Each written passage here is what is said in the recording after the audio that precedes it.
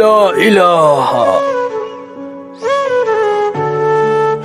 ইমাম সাহেব দ্রুত চলেন, আমার আব্বু শেষ মুহূর্তে কালিমা পড়তে পারছে না। আচ্ছা, তাড়াতাড়ি চলো।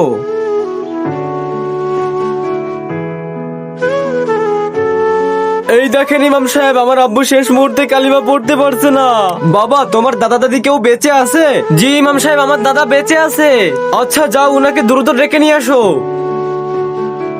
বন্ধুরা, তোমরা কে কে আমার মতো এরকম ইসলামিক ভিডিও দেখতে ভালোবাসো? যারা এরকম ইসলামিক ভিডিও দেখতে ভালোবাসো তারা এই ভিডিওতে একটি লাইক এবং আমাদের চ্যানেলটি এখনই সাবস্ক্রাইব করো। দাদা দাদা দ্রুত চলো। আচ্ছা, চলো। আপনি কি আপনার ছেলের উপর অসন্তুষ্ট? হ্যাঁ, আমি এর উপর খুব অসন্তুষ্ট।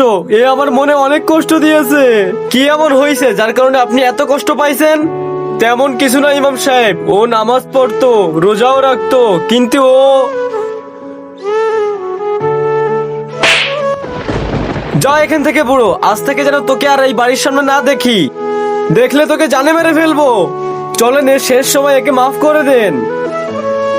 একে আমি কখনোই মাফ করব না, কারণ এ আমাকে অনেক কষ্ট দিছে। তাহলে একে জ্বলন্ত আগুনে পোড়ালে সেটা কি আপনি সহ্য করতে পারবেন? না ইমাম সাহেব, আমি একে মাফ করে দিলাম। লা ইলাহা ইল্লাল্লাহ মুহাম্মাদুর রাসূলুল্লাহ। কখনো বাবা মার সাথে এরকম দুর্ব্যবহার করে না। এই ভিডিও দেখে কি শিক্ষা পেলে কমেন্টে অবশ্যই জানাবে।